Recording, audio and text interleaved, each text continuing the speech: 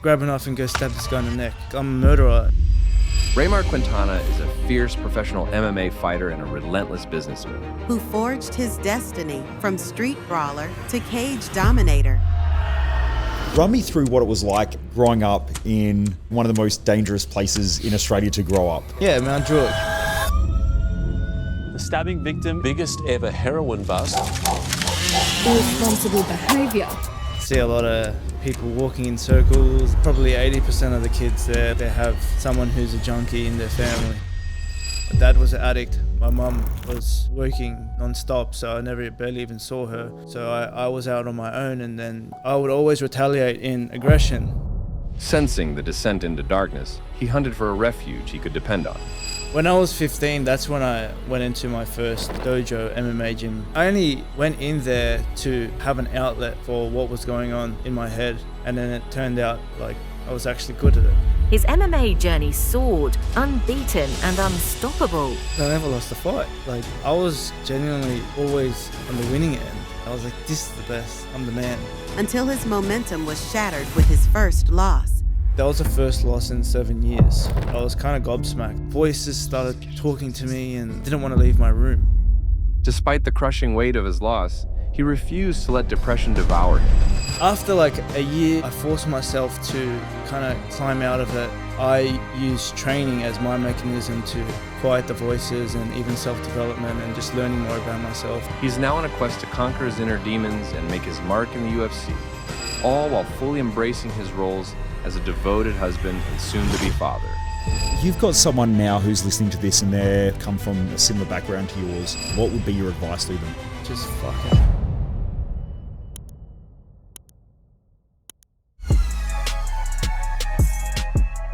So you're a pro MMA fighter now, but take us back to growing up in, I guess you could say, one of the most dangerous places in Australia to grow up, right? It was a pretty rough area. Run me through what it was like as a kid and the environment that you grew up in.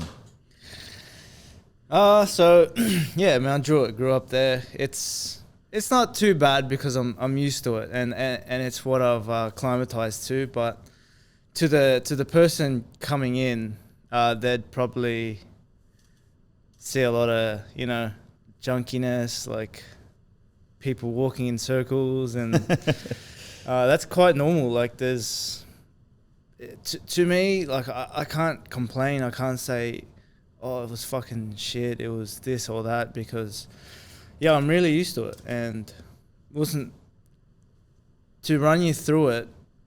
Like I just feel like it was a normal childhood.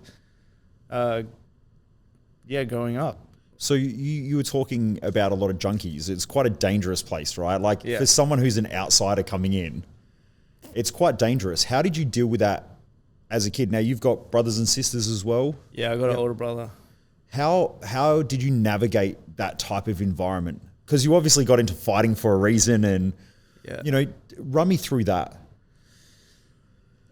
Looked like in the West, like probably 80% of the kids there, like they have someone who's a junkie in their family. So it's a very familiar territory. Like me, myself, my father was a drug addict. So. Oh, so your dad was a drug addict? Yeah. Okay. Yeah, heavy duty drug addict. Wow. So I feel like, what was the question again? About growing up in that environment as a child. Like how do you navigate that? I feel like there's a natural shield that comes up when you're a kid, seeing it, and that's kind of what protects you.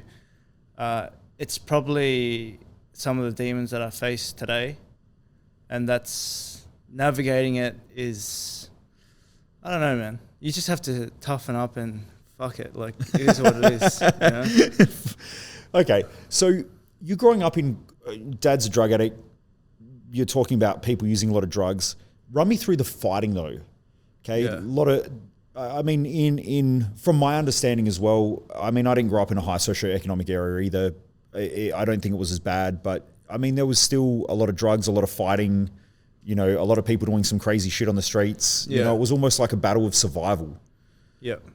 when did you realize that it was a bit of that battle for survival and that you had to fight for your place in the world? From the very beginning, like I knew I wasn't a normal kid growing up. So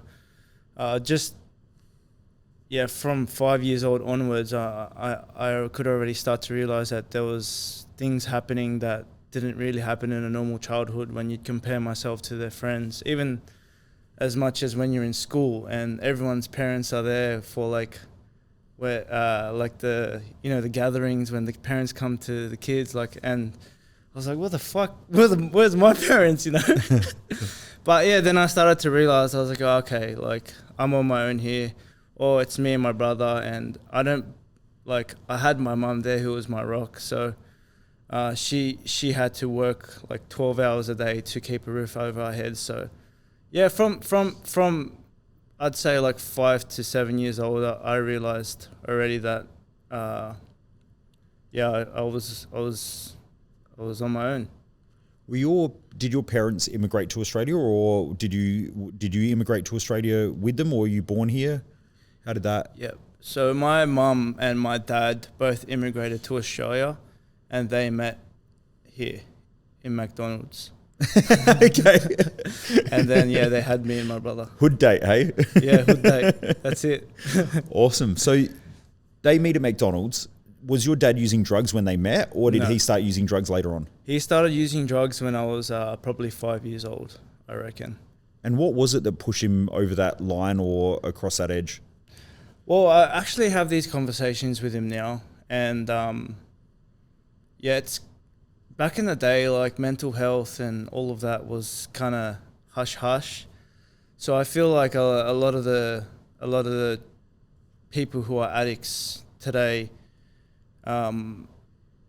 they're just using it as a barrier to get rid of the voices in their head. Whereas these days, you can talk about it, you can speak to people about it, you can speak to friends about it.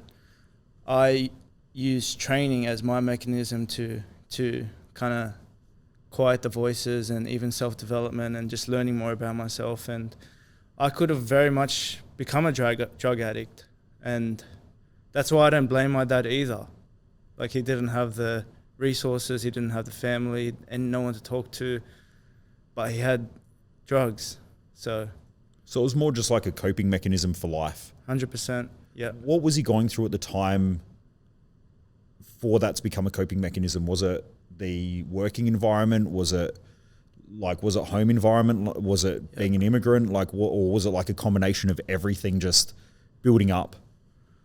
I just think it's the combination of being a man. Like, you have a lot of responsibilities on your shoulder. You have 2 kids, a wife that depends on you, and all these things add up, plus family drama here and there. And if you don't have an outlet, you don't have training, you don't have none of that, no one to speak to, like, it's the reason why people go crazy and loopy. So I never blame drug addicts as to why they're drug addicts anymore, because I've seen it firsthand. Yeah. So your parents aren't coming to the student teacher days and all that sort of stuff. Yeah. Was that when you started fighting? Were you getting picked on and then you discovered that in order to survive, you've got to fight for your space in the world, or did it happen after that? I think me being a different colour is what started my aggression, or my chip on my shoulder. Like, I was yellow. Everyone was not yellow. So to be an Asian in an Australian country is from then on in, it's like, oh, you're different. You have to prove yourself. You have to, someone says something to you, you have to back it up. You have to not let them shit on you. So I would always retaliate in aggression. So that's like how I started fighting. Actually, I was a very good street fighter. When you say you're a very good street fighter, that's not something that just happens naturally in most cases. Yeah. How did you learn how to fight? Did you start going to mixed martial arts class? Did you start boxing, or was it just you just used other people's heads as a punching bag and just learned from there? A bit of both. So my brother used to force me to, because he used to do karate. He's 4 years older than me. Mm-hmm. So he was doing karate from I think it was 8 onwards, and he used to like drag me along with him, which I absolutely hated. But it actually taught me good skills and taught me how to kick, taught me how to punch, taught me how to have some discipline. And I think I still carry that to my career now. But yeah, I started with karate and then branched out to the street. So a combination of both. So you're getting picked on at school, and now you're going to go punch on at an oval outside of school or whatever. Yeah. When was it that you realized that you actually had a talent for fighting? Because I never lost a fight. Like, I was like, I'm pretty sure like fights, you know, it's 50-50 or one person loses or, you know, but I was genuinely always on the winning end. And I was like, okay, well, maybe I am good at this. I was always explosive though. I'll give myself that. Most of the times I just didn't know what I was doing, but yeah, fighting is probably like 90% heart. Mm-hmm. People say it's 90% mental, but I feel like the mental and the heart go hand in hand, because if your brain's not there, your heart's not there. If your heart's not there, your brain's not there. So like just having that grit to just keep going forward, and like even if you don't know what you're doing, that's literally what wins the fight, even in the cage. Have you ever watched The Wizard of Oz? No. Oh, you have? Oh, that whole movie's about, there's a lot of hidden meaning, I guess, behind The Wizard of Oz. Walt Disney apparently used to write movies that had hidden motives and stuff like that in it. Yeah. But it's all about Dorothy's on the yellow brick road, and she comes across the lion that's trying to find his courage. There was the scarecrow that, is it trying to find his brain, or is it Jess? Yep. Scarecrow's trying to find his brain, and then the Tin Man who's trying to find his heart. And it's like courage, heart, head. And the whole movie's about it. We'll have to do a movie night. Yeah, let's do it. But it just reminds me of that. Like, it sounds like you've discovered that you've got to have those three things in order to be successful, especially at fighting. I think it's in anything in life, but it's probably those things. Yeah, 100%. So there wasn't a moment really where you discovered like, hey, shit, I'm actually good at this fighting thing. It was just like a natural progression of like, I just keep winning fights. On the street, yeah. When I was 15, that's when I went into my first like dojo MMA gym, to call it. And then from the moment there, I was already pretty good. I picked things up very quickly. It was very similar to what I was doing on the street. So that's when I realized, maybe I can be a fighter, you know. And yeah, I only went in there to kind of have an outlet for what was going on in my head. And I realized at a very young age that I would go into the gym like angry, but I would leave calm and kind of happy. I was like, all right. So I just wanted to keep repeating that feeling when I first started. And then it turned out like I was actually good at it. How many people do you think go into a gym or into a dojo or some sort of fighting gym or something like that for that exact reason? Almost all of them. I'd say 99% of the people fight because there's something going on with them. We always say, like, fighters are cooked. Like, there's no reason to go in a cage and fight someone who's been training 8 weeks to kill you in a cage that's locked. Like, what's the point of that? You know, just get a job. What inspires you to do it now?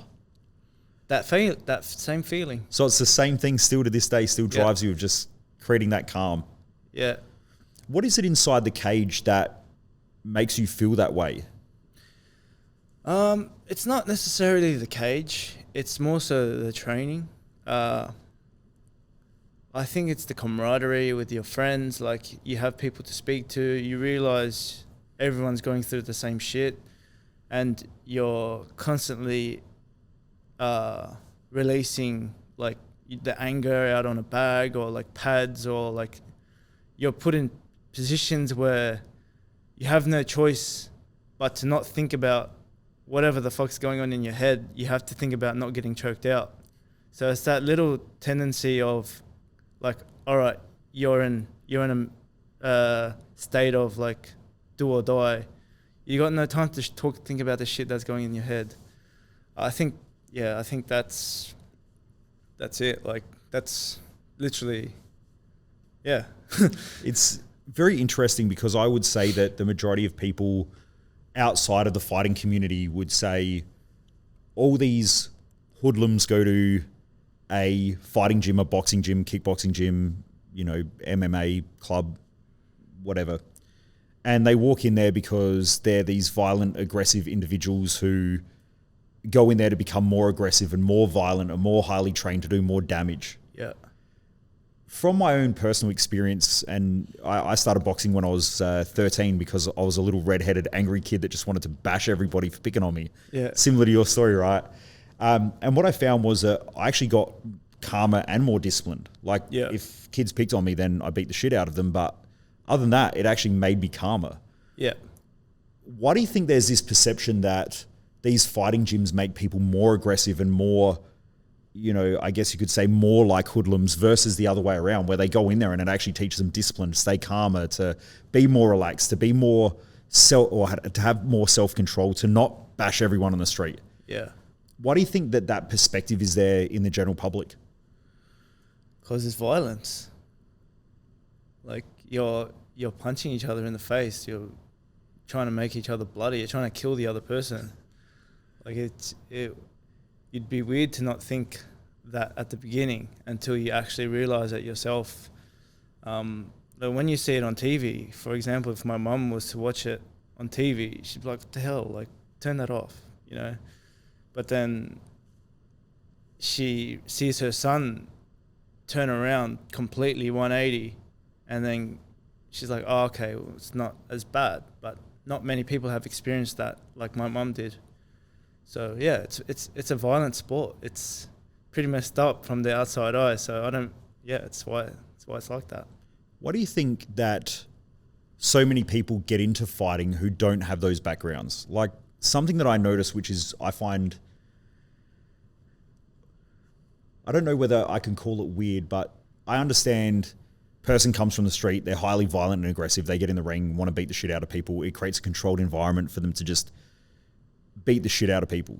Yeah. But what I've found is there is a lot of people in mixed martial arts or in kickboxing or in some form of fighting that could be the lawyer that you go and have, that might be managing your case. They could be they could be the person who's wheeling your suitcases in at a hotel.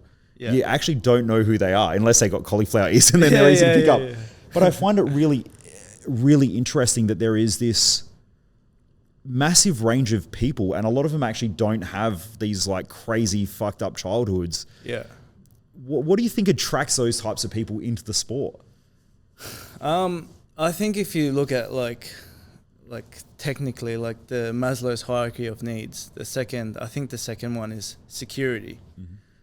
And the ability to be able to walk on the street and defend yourself when someone is attacking you is just a need that everyone would want as a primal instinct, right?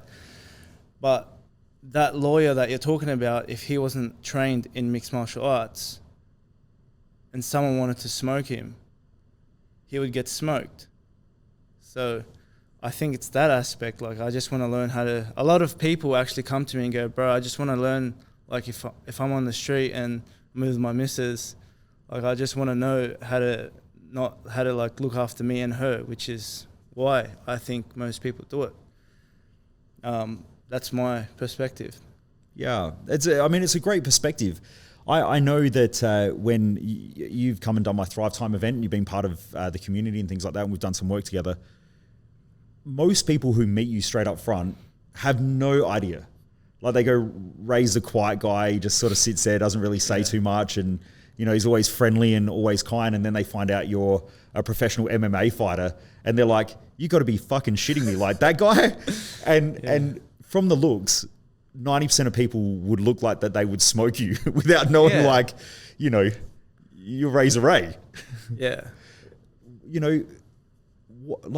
how common is that? And because I just asked that, you know, one of the other guys who does my events is Big Farouk, and he's a black belt in Brazilian Jiu-Jitsu. He's you know, ex-MMA fighter. He's this big dude. He's like 6'3", 6'6", built like a brick shit house.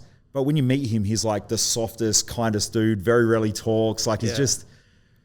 Why does that attract so many people like that? That are just, or is that something that? Have you always been like that, or has that been developed? Has that characteristic been developed because you do MMA and you're just confident in yourself and you don't need to walk around with your invisible lat syndrome and, you know, try to be the tough guy? What do you think it is? I think the latter one. I think the characteristic is definitely developed. Like I said, when I was a kid, like I used to be very aggressive on the streets. Someone looked at me wrong and it would be on, you know. But later on in my life, I'm like, there's no need to have a chip on your shoulder. Like no one can beat you up, you know. So I feel like the people with the ego, they don't last very long in the MMA gyms because they realize like a little girl just tapped you out. And they're like, fuck, like, and they can't handle it, and then they just leave the gym. There's so many people that have walked off the mats after sparring me, and then the coach is like, oh, good, like, don't worry about it. Like, it's losing him money, but to keep that culture and that integrity into the gym, like, you don't want fucking people like that in the first place. So the people that stay are usually the ones that, like, are in it for the perspective of just they want to grow, they want to feel like calm inside, and it shows outside of the training and outside of the cage as well. So yeah, I honestly don't have any chips on my shoulder anymore. Like I'm friendly with, I just want to be happy. I just want to be cool with everyone. They call me the chill guy now. So you are the chill guy. I find it really fascinating with Brazilian Jiu-Jitsu for that reason. And we've got, you know, Josh Saunders coming in tomorrow. But I think that it's such a weird mental headfuck doing Brazilian Jiu-Jitsu. Yeah. Because no matter how good you get, you're always still shit.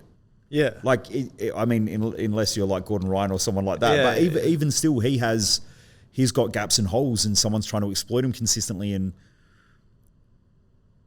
I was going to say, like, do you think that most kids should do Brazilian Jiu-Jitsu to realize that if you fuck with people, you don't know who you're fucking with? Yeah. Even girls, especially. Like, for example, there's fucked up people in this world. And if you're a girl walking on the street and some guy grabbed even a blue belt that's a girl, I promise you that guy that's untrained will get flipped around and choked out by a blue belt that's a girl. And 14 is enough strength to be able to take on a full-grown man. I've been tapped out by a 14-year-old girl. Like, and I was actually... How does that feel for the... for this, you know, self-worth? Yeah. No, it's good. Like, I'm like, shit. I'm shit. But it was good. Like, I was like, damn, like, fuck. You know, like, and it's just part of life. Like, you lose, even if it's a 14-year-old girl. Sometimes you get tapped out. But I think, Brazilian Jiu-Jitsu, everyone should do it. So you realize that, like, you ain't shit. Like, you can be jacked to the rim. I'll grab that same 14-year-old girl, she'll tap you out in like 1 minute. So yeah, it's a very, my daughter is from the day she can walk, like she has to learn how to do Brazilian Jiu-Jitsu. She's tapping out dudes, eh? Yeah. Yeah. She has to make sure that she's covered even when I'm not there. You know, I can't protect her at all times, so I need to teach her those skills to protect her when I'm not around. That's what I loved about Brazilian Jiu-Jitsu, just because I remember, like, you just start getting good. Well, you think you're getting good and you're like, you know, I'm starting to submit a few people. Yeah. And then all of a sudden, the next second you're on your back getting choked out and you're just like, what the fuck happened? Yeah, and it just rattles you and you're like, how do I deal with this? Like, I thought I was good, or I thought I was getting good, but I'm still shit. And what I found was, like, the more that you do it, the more you realize how shit you are versus like, exactly. And it just, it didn't change. And I mean, I didn't progress too far through the sport. I, you know, as I mentioned before, like neck injuries and stuff like that. But yeah, I just loved it because it's so much of it is a mental game. It's not even a physical game. It's just fucking mental and how you deal with it. And you have no choice. but to figure out what the fuck is going on with your neck. It's like you have nothing else to think about. There's no worries. Like, oh, I just got to survive here. Yep. It's like you're trying to get through the first level of Maslow's hierarchy of needs, which is air. You should come into a psychology class. Maslow's hierarchy, first level. Yeah, air. Yeah, totally. So now, well, going back to like your childhood, you learn how to fight and everything like that. When did you start to realize that you were becoming more confident and that you could navigate life in a way where you didn't have to live that crazy lifestyle? And I guess repeat what a lot of people have done in that environment, because you're not in that environment now. Like, I mean, you train and everything like that, but the way that you live, like from when I've met you, it's not like you're in survival mode, living in the hood, all of that type of stuff. When did you start to realize like you had the confidence or the ability to not go down the same path as most other people in that environment? Probably my first fight, when I haven't had a fight yet, I've realized I thought like it was the biggest thing ever. Like fighting is like fuck, that's crazy. Then I had my first fight and it was a short notice fight. It was 2 weeks. I'm like, fuck, can I do this? I fought and then I smoked him. And I was like, oh, it's not that hard. You just need to get through all the head shit that's in your head trying to stop you from doing it. And then now it's like anything that I do, I just do that same thing. Like start a business. No, don't start a business. Stay safe. I'm like, oh, fuck it. And then you start it anyway, and then it wasn't that hard. But like then it goes levels and levels and you just keep, that's probably from my first fight to answer your question. Like from the very beginning, I was like, oh, okay, life is just about doing the shit and then figuring it out and then doing it again and then figuring it out. Like, yeah.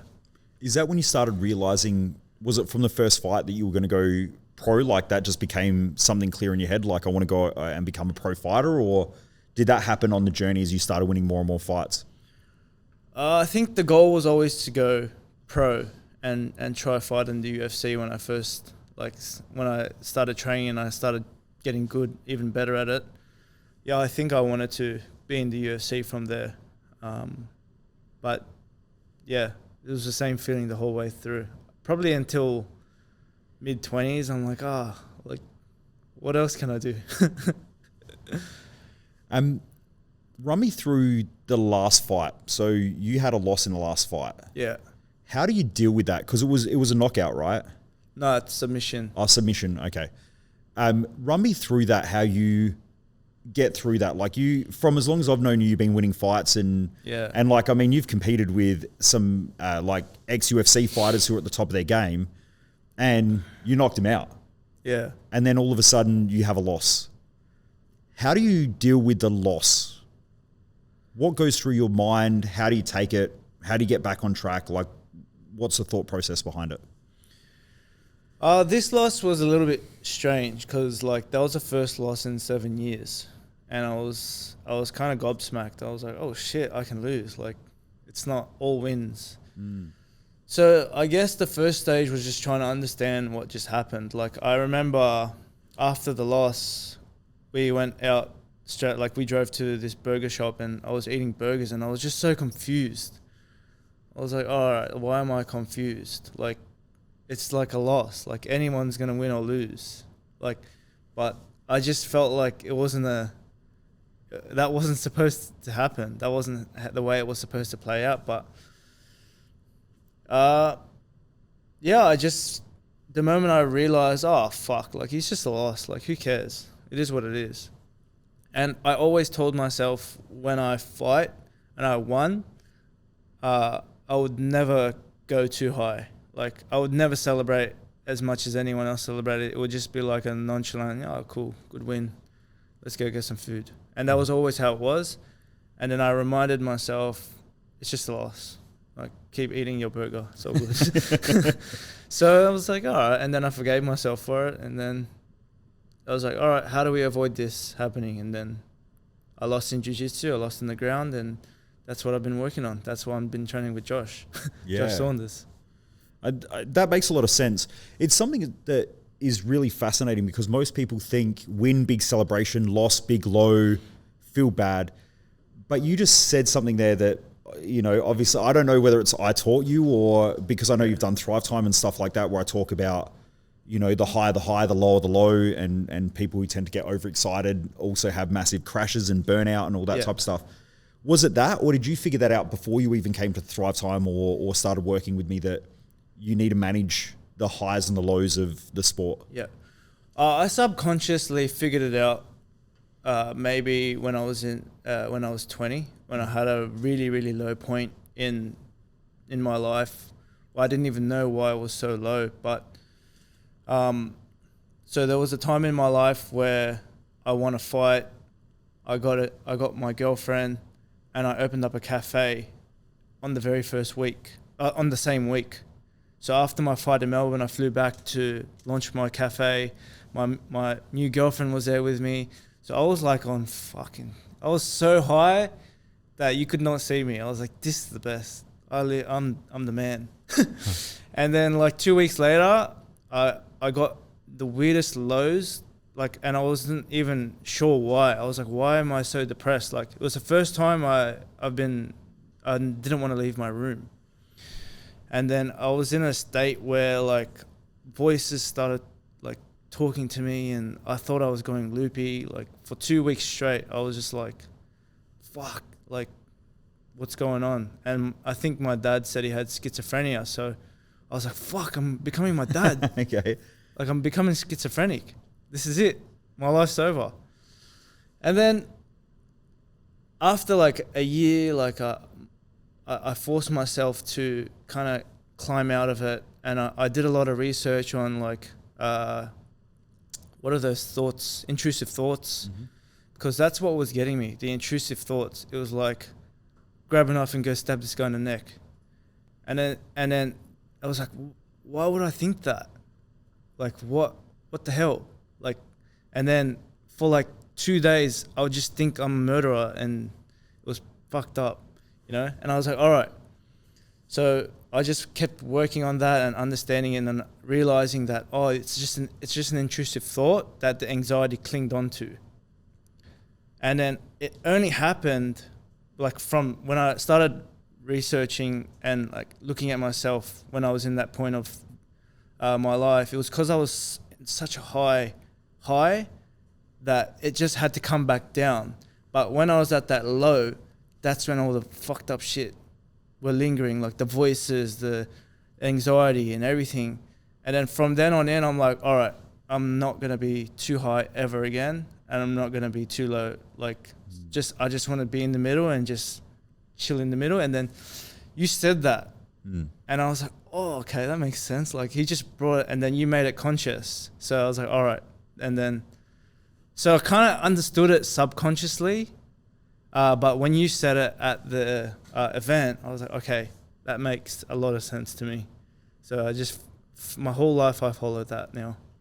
That's interesting because I assume, and this is an assumption, that you don't get too jacked up before a fight then. No, it's just a fight. It's, everything's nonchalant now. Like, I just want to chill in the middle. Like, chill guy, you know? Yeah. Do you think that that's what throws competitors off, is that they come into the ring and they're all hyped up and jacked up and all aggressive and angry, and you're just sitting there chilled? Do you think that gives you a massive competitive advantage? Yeah. Like, you ask my coach, he'll say, Ray's the weirdest competitor you'll ever meet. Like, he'll come up to his opponents and shake their hand and sit with them and stuff. And my opponents think I'm trying to throw them off. But I'm actually like, bro, you're my friend. Like, so we're going to kill each other tomorrow. It's all good. But like, you're just a competitor. Like, you're not my enemy. And like, I like that. It's fun. It's much more fun for me. Like, what's the point of hating each other? Josh Saunders, I think, talks a lot about that as well, how he just goes into a lot of his tournaments just completely chilled and calm and relaxed and doesn't take shit too seriously as well. Like, it's just, you know, I wonder if that's like a common thing with athletes. You know, Sam Fricker, who was just here, he was talking about that as well. Like, just remaining present, keeping shit simple, not overcomplicating things. Yeah. You know, is that a strategy that you go into a fight with as well? Like, don't overcomplicate it, keep shit simple. Yeah, I mean, like when you fight, you're in third person view. It's like you're playing a game that's like you're not even in control. Someone's in control. And my perception around it is you trained, and the harder you train, the better the person playing that game ends up. So, yeah, like I don't even care about nothing anymore. It's just if I train hard, keep the process simple. I'm not even going to be playing. It's just whatever happens in the cage. So it almost sounds like you disassociate from the whole experience. You just disassociate yourself from it, and you're almost playing in a third person view. But I actually looked it up, and there's a reason for it. It's because when people used to get eaten by like saber-toothed tigers, it's called depersonalization. Like your body kind of goes away from, like your soul or whatever, it goes away from what's actually happening. So the pain is less when you're dying. So I actually get that feeling when I'm fighting. And I used to be like, why do I feel like that? Like, and I looked it up and I realized, oh, okay, that makes sense. Yeah, from my understanding, it's a pain response or a fear response. Yeah. It can happen when adrenaline's high and stuff like that. So it's very interesting. Okay, cool. So we spoke, I guess, about your most recent loss. Have you ever been knocked out? No. Never been knocked out. You've knocked out a lot of motherfuckers. I've seen a lot of your fights. Because I was just wondering, like, how you would handle that. But I guess if you've never been knocked out, have you been knocked out in sparring or anything like that? No, never. I've been dazed by a soccer ball. Okay. but like I haven't been knocked out or anything, no. Not in a fight at all. That's pretty rare. I've knocked out a lot of people, so I can tell you what I'm feeling then, but... Yeah, how does that feel? It's weird. It's the punch you're not expecting, that's for sure. Like, you throw you put a lot of weight on a punch, and then they look at you and smile, but then it's the ones where you just get at the right spot and it just goes through them like you're punching water. That's what it feels like. I like that. You have a little like smirky grin. Yeah. Can you feel those hits? Like, can you tell the difference between those punches and the other punches? Yeah. It literally feels like you're just whacking like water. Like you punch a bucket of water. That's what it feels like to knock someone out. What do you think the difference is between that knockout hit versus other hits? Like, what is it? Is it that you've just landed in the right spot? Is it maybe their lack of focus? Like, what do you think it is to give that difference in feeling? I think because their brain is hitting their skull, so their body is kind of shutting off. So your arm just goes with their head. Okay. I don't know. Honestly, I really don't know. But yeah, you can tell when you punch someone and it thuds them like in their face and they're there. You feel that a lot more. You can feel the thud, but the moment you connect to a KO, like it doesn't feel like anything. You just see them like flop, and it's like, oh, I won. Okay, and then how do you respond to that? It's just like any other win. Like it's cool. Like, so you don't see it as like a issue of like hurting someone else or, you know, damaging someone's brain or anything like that. It's just like, you know what, I won. We're both here for the same thing. He was trying to do it to me, so I did it first. That makes a lot of sense. Do you think that fighting has had a massive impact in your business career as well? Because, you know, you've got your business now and you mentioned a coffee shop before as well. Do you think that fighting has had a flow-on effect into work? And if so, how? Yeah, 100%. In terms of hard and knowing what hard is and sacrifice, that's the biggest thing in business that's helped me. And that's what's correlated with fighting the most, because a lot of the reasons why businesses fail is because they get a sense of, fuck, this is hard. Like, this is a lot harder than I thought. And they don't have that grit, that determination to keep pushing through. Or they don't want to sacrifice going to the pub with their friends. You have to stay home and fucking do this proposal. Like, they don't want to do these things. But in fighting, I was sacrificing for 8 weeks straight eating fucking lettuce, you know, to cut 20 kilos. And it's the same thing. It's just hard. Like, and that's why not a lot of businesses go all the way, because they can't, the person leading can't hack the hard. That's what I definitely believe. In terms of skill, like, you can learn that on YouTube. I've learned everything on YouTube. That is so true. Yeah. I think so many, having coached probably hundreds, if not thousands of business owners now, it's the most common thing. I think that's why startups fail, because people go, I got this great idea, I'm really good at what I do, and then they start it, and then all of a sudden shit gets real, and they're like, hang on, it's not supposed to be like this. I'm supposed to be able to do what I want when I want and have all this fucking freedom. And now they're broke, can't go out anywhere, everything sucks, shit's not working, and they just struggle with it, and it's easy to just go get a job. That's literally it. And yeah, with business, the moment I realized that, because I thought everything was going to be like that, smooth operating, systemized, like we're living large, you know. Boats and hose. Yeah, when I got in it, I was like, oh my goodness, like, this employee called in sick, this person's cat died, then all this, like, tax department's trying to fucking get me. And I was like, all right, cool. And then once I understood that, I was like, oh, it's not that bad. It's just hard. But most people don't like hard.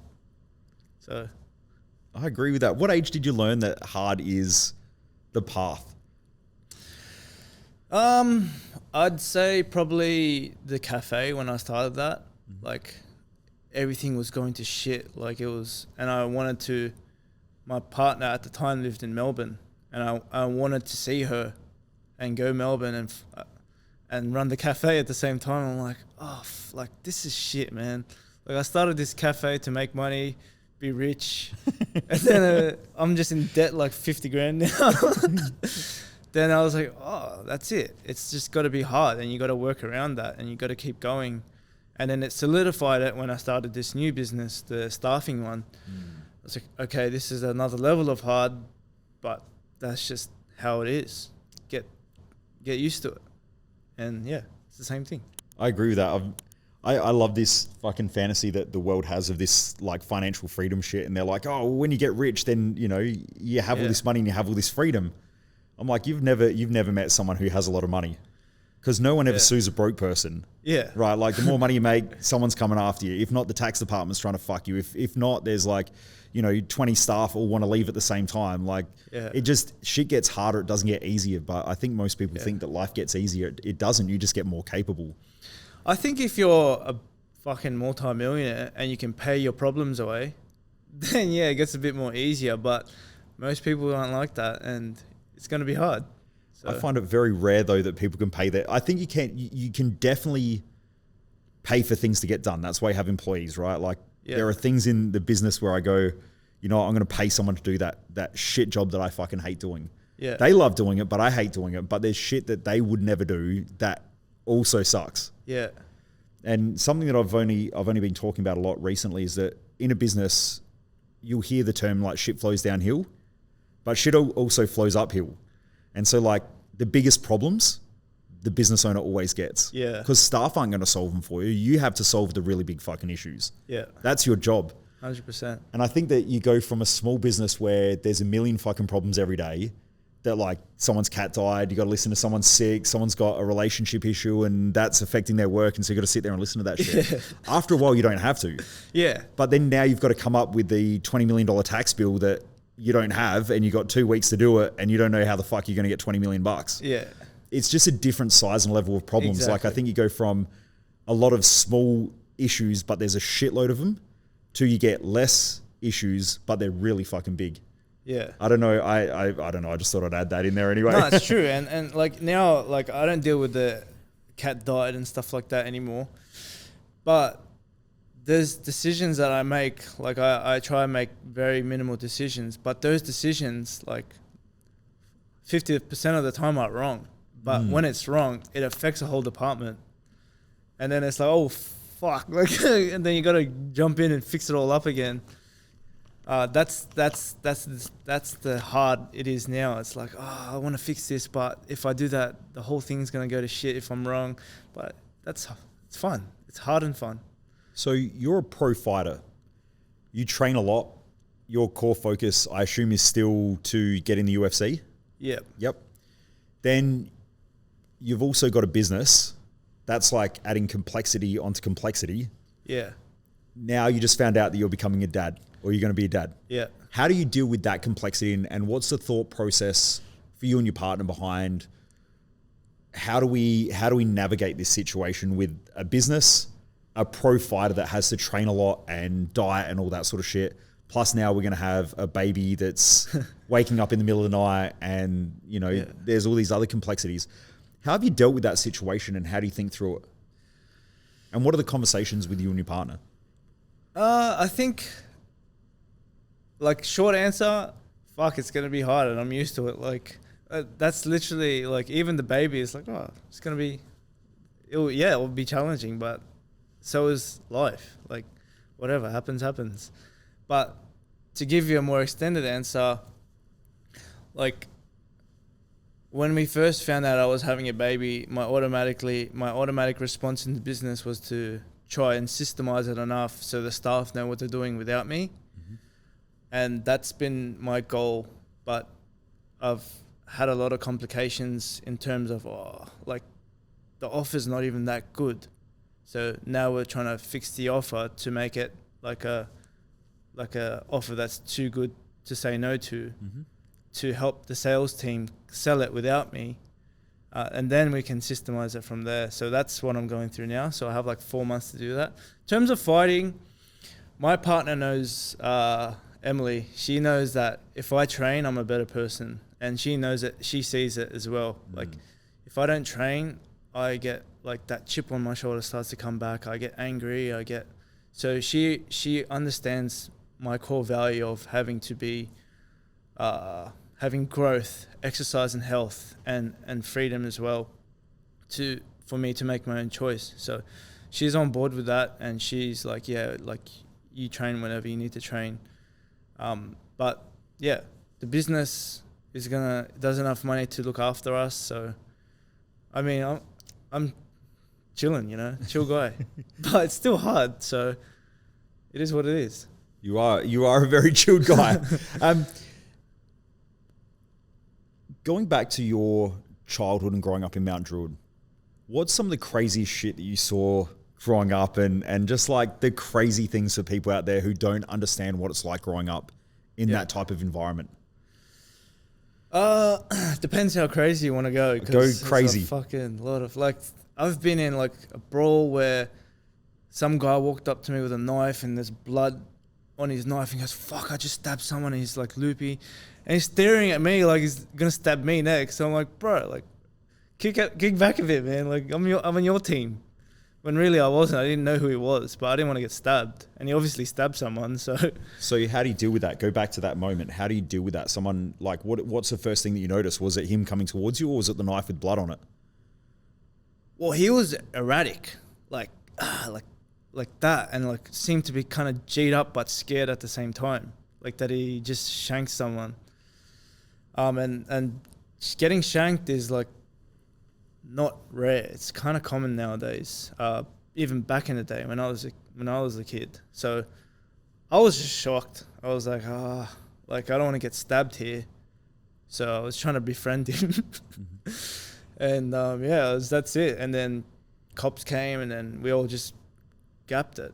But that's one of them. Like, that's one of the core memories of that. And yeah, a lot of junkies, a lot of, my mate got held a machete on his throat in Mount Druitt once at the shopping centre. Your mate held the machete, or he was held with the machete? No, someone grabbed him. Like, we were just eating food. And then, because we used to go to Mount Druitt after school, like almost every day. We were just chilling, eating food. And then, someone just grabbed him, put a machete on his neck. And then they were walking, and then he's like, yelling something out about his kid. He's like, I want my kid or something like that. And me, So is this a person who was on drugs or nah, he just wanted to hold him up. And for what reason? I don't know. That's the thing. Okay. Something about his kid. So you don't even know what it was about. Yeah. Like at the end, like the police came, like the whole shebang, everything. But in that split moment, me and my friend were like, fuck, like, what do we do? Like, should we judo throw him or something? And then I was just like, look, there's nothing we can do. Like, the knife's on his throat. Like, if we fuck it up, like, our friend's dead. That's another one. And then the police came in, and then once they got the clear shot, they tasered him. And then he dropped the knife, and then it was a big machete like that. I'm pretty sure it was on the news as well. Wow. Yeah. So just a standard day in Mount Druitt, eh? Yeah, a lot of fights. Probably at least almost every day there would be a big brawl or something. And What do you think creates such a fighting culture in those sort of environments? yeah, that's a good question. Because first person, we all have chips on our shoulder. Like About what? coming from like our parents are migrants. Where like most people in Mount Druitt like are multicultural. So either Samoans or Tongans or Asians or whatever. So I think the parent like trying to put their culture into their kid, the kid kind of rebels against it, and then that's what happened to me. So there was like your parents were trying to put the culture back into you, but you wanted to rebel and be what, like more Australian or more? Yeah, like I think we were just confused. I was confused. It's like Because you're Filipino, right? yeah, Yep. my mum like had her ways, and like I would always like run away because she wanted me to be home at a certain time, but my mates were allowed to be out at that time. So like if that's not being monitored, or if you're not cool with your, I only had one parent, so if you're not cool with that parent, like you're on your own and you're thinking on your own, and I'm just a kid. So yeah, that's I think that was almost everyone, or probably 80% of the kids from Mount Druitt were like that. They were thinking on their own, making their own decisions, no father figure, no mentor, nothing. So you think that not having a father figure has a massive impact in those environments? 100%, because we're only kids and we're the father figure as well. Like no one's telling us no. And no one's showing us why that's not a good decision.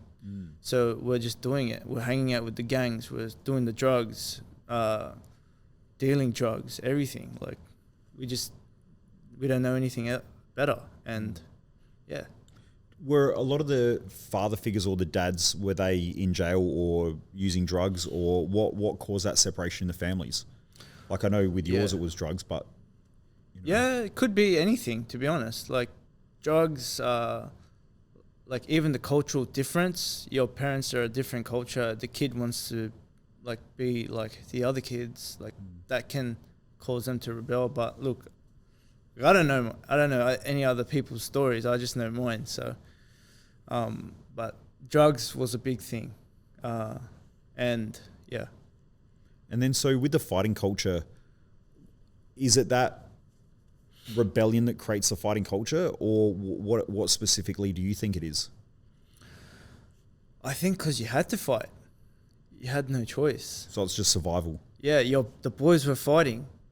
Like, they'd look at you like kind of like a bitch if you didn't jump in with them. Mm-hmm. So, good for me. I was always the first one in line. So I took charge all the time. If like one of our groups were fighting, I was always the first one swinging. But when you say groups, do you mean like were you in a gang, or was it just like mates you just hang out with and you just have each other's backs? Both. Like we've had like rolled in gangs, like when I say gangs, like we're 14-year-old kids, 15-year-old kids. Like we think we're a gang, but we're not a gang. We're just calling ourselves a gang, spray painting and stuff. Okay. But like yeah, like that, like rolling in groups and yeah. That's pretty much it. Most kids just wanted to be in camaraderie, and they chose that rather than anything else. So it was essentially just needing a male figure that wasn't there, so you just created a group to sort of try to create other male figures around you that sort of you're just trying to figure it out as you were so young. Yeah, and then you go into war together. Someone kicks off, then you got to back him up, and that's a lot of how it works. Like you got your crew. Your crew is going to battle, and then it's just a big problem. Yeah. What made that change? Like for you, you grew up with that camaraderie with those types of people around you. When did you realize that wasn't the path? That something had to change? Like, I think I've always had a burning desire to be successful, like really, really successful, to the point where my family's family are looked after. And when I was like, I don't know, when I first started fighting, probably it set me straight. It gave me purpose. I'm like, all right, cool. Like, let's just do this. Like, let's spend our time doing this. It makes me happy. You're getting good at stuff. You're keeping away from everything. And then, it just made my burning desire become more and more. And now probably even the reason why I want to be so successful is from seeing my dad and going, fuck, I don't want to end up like that. Like, there's no chance I'm going to do that. And that's probably, I find it really fascinating because even the answers that you gave still make me wonder, because I assume that there are a lot of people who grow up in those types of environments and they go to a mixed martial art gym and all it does is it makes them better fighting on the street. And then they stay in their gangs, they keep doing what they've always done, and then the next second they're in an outlaw motorcycle club or, they're dealing drugs or whatever, and they end up either in jail or in a bad place. What do you think is the difference between the way that you saw going to an MMA gym and developing that discipline versus the other people who sort of drift in that get themselves in a lot of trouble and stuff? Do you think there's a difference? Maybe in mentality or I think I wanted to be better as a kid. It's just there wasn't any structure for me to be a good kid. My dad was an addict. My mum was working non-stop, so I barely even saw her. So I was out on my own, and then you get different influences from other kids, the crews you're hanging around, and I wanted to better myself. And I think when you go into a gym with that mentality, like you're gonna get that. But like I said, like people who are like in it for the wrong reasons with the ego and stuff like that, they get knocked out. Like they get hurt, because it's a quick feedback loop. Like you go into a sparring session, you spar an actual fighter and you can't handle yourself, and then the fighter actually starts trying, and then you end up getting KO'd, and then they either go fuck this and they have a fit and walk out, or they go, all right, like I just got humbled, I need to how can I fix myself here? So I think that's what happens. I think that just from what I've seen, that's what happens at a gym, and that's why no one really resorts to violence and other stuff after they've been a fighter. Where are a lot of those old friends now? Honestly, the ones that I used to hang out with, one came out of jail just recently, another one's in jail. Some have families, some just have jobs. But a lot of the the four of us that we used to hang around with. Actually, one's started their own business. Like one's a business owner, so me and him were doing legal business. Okay, yeah. Just to clarify, it's what's it called? Enhanced Nutrition. Mark Magalanis. Yep. Me and him still hang around. Like we still kind of brainstorm and stuff every now and then. I go see him in his shop.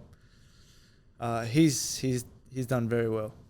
That's awesome. Does that make you proud seeing some of those guys that turn their life around and do shit for the better? Yeah, because he was the worst one out of all of us. But yeah, the other two, they ended up in jail.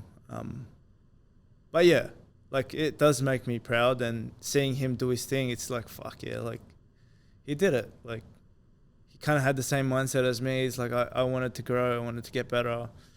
And once he found that pathway, he just walked straight. And so do you believe that the other two haven't found that pathway yet? Is that what made them go down that path? Yeah, like one who was like my best friend, like me and Mark actually tried helping him like go in the right path and like helping him with business, and he was actually like asking us a lot of questions, and whenever we could help, we would help, and I was even trying to build something up for him so he can run it. But yeah, and then I was like, where is this guy? And they're like, oh, he's locked up. And I'm like, oh, fuck. So yeah. It's tough like that. My best mate that I grew up with ended up in jail for major drug importation. And, you know, I didn't realize, because I tried to get in contact with him for years and just couldn't get in contact with him. And I was thinking, what happened to him? And then, one day he reached out and said, you know, I fucked up, and I caught up with him, and he's still the same guy. He just made some bad decisions and, you know, ended up in the wrong place at the wrong time and the wrong people. And yeah, I just find it really fascinating. Yeah. So now as a dad, how do you, or moving towards becoming a dad, how do you think your perspective on life has changed from the moment that you realize that I'm becoming a dad? I have more purpose. Like I have a reason of doing things now. Like before it was like hit this number in sales, but now it's like, I got to hit this number in sales because I got to support my child. And now it's like systemize the company. Now it's like I have to systemize this company because I want to be present for my child when she's born. And yeah, it's just giving me purpose. Like I think more so with business, but with fighting, I don't know. Like the thing with fighting is you get brain damage, and it's actually a bit of a negative because you don't want to be drooling when they're growing up. So yeah. You still don't even have proper cauliflower ears yet. You'll be fine. Yeah, I've avoided it my whole life. How have you avoided that? Because that was one thing that I was always scared of when I was doing BJJ, was getting those big cauliflower ears. It's a trophy though, isn't it? Well, it is for some people, but you're on camera, so it's I got to try to remain a pretty boy. I got to go back and have my nose broken back into place this year from getting knocked out. I didn't grapple a lot, but I don't know. My fighting style is like hit and not get hit, like fight from a distance, just create traps and then exploit the traps. Like it's a very technical form of fighting. Like I hate brawling. I hate like just copping brain damage for no reason. So just avoiding the damage, I think. Yeah, more like a Floyd Mayweather sort of fighting style, getting there, technical. Yeah, awesome. Yeah. So moving forward with your fighting career, is the UFC something that you're still aiming for? Is that a big goal and a big driver? I always said that the goal is the UFC, and if the opportunity comes, then I'll take it. But I have to come into terms that, like, I'm 29 now, so if it's not this year or next year, like, I probably got a very slim chance, as opposed to when I was 23, 24. So I, like, as much as I loved that dream, I still did my thing in fighting. I knocked out people. I changed my lifestyle. It's allowed me to meet really, really cool people, like even you. Like I messaged you on Instagram, and you probably went on my profile and go, oh, this guy's a fighter, you know, and you messaged back. Like it's allowed me to have conversations like that with people. So it's not a negative or anything. Like if I don't make the UFC, it's fine. It just made me who the person I am for the future. So it's all good. Why do you believe that some people make it and some people don't? Like there's obviously Australians who are making the UFC who maybe even don't have as good a record as yours. What do you think the difference is? Just a bit of luck, politics, and being able to build yourself up properly. But yeah, a lot of it has to do with luck and who you know. Like most of it is just knowing the matchmakers and just being their friend, like your manager being their friend, and then someone pulls out and then they can slide you in and then you're in the UFC, you know? So there's a lot of good fighters in Australia that haven't made UFC, like a lot. And you get 1% of fighters that make the UFC. Dana White needs to jump on a plane and come over here and do a contender series in Australia. Yeah, I know. So, that'd be awesome. Yeah, it would be good, but it is what it is. If it's there for me, but if it's not, I'm all good. Awesome. Now, if you had someone who was listening to this right now, because I think we've got to wrap up. I think yep. You've got someone now who's listening to this and they're growing up in that sort of environment that is a challenging environment. They're a young male. Maybe they've come from a similar background to yours. What would you say to them to give them hope or to maybe prevent them going down that path? Or is it just the path that they have to go down? What would be your advice to them? So like my younger self. Yep. Honestly, if you have a dream, like just do it. Like, who cares? Like, you're going to lose. Yeah, you are going to lose. Like, it's going to be hard. But if you really want to do it, go and do it. You know, you'll know very early when you try it and it doesn't work out if you want to do it or not. So you may as well just give it a shot. And that's pretty much it. Like, just do shit. Like, don't tell anyone that you can't do something. Like, my mum put a barrier on me all the time, which is not her fault. She's just being protective. But she was always like, no, don't do that, don't do this. I bought an investment property once. She tried to talk me out of it. And it's like pretty much excelled everything in my life from doing that thing. And I'm like, see, if I listened to you, I would have been fucking fucked. So yeah, don't listen to your mum, you'll be fucking fucked. Yeah. Ray. Another thing is, like, don't take advice from people that you don't want to be like. So a lot of people take advice from their like junkie uncle, their auntie that is an alcoholic, the mum that's working 12 hours a night telling you not to start a business. It's like, doesn't make sense. And that's something I learned very early on. So I don't take advice from anyone. Even in business, I don't take advice from anyone unless their advice is valid with a credit card. Which means they're going to pay for my service. Awesome, mate. Well, thank you so much for being here as well. I know it was a short notice, but it was awesome to get you on here as well. And, I think that there's so much valuable stuff that you've mentioned in here for anyone who's gone through a challenging time or a tough time. And, I think you just gave some like absolute crackers of advice as well. Yeah. Awesome. Appreciate it, man. I loved it. And thanks for having me on board. Honestly. My pleasure, mate. Thank you. Most people waste their life, and I just don't want you to be one of them.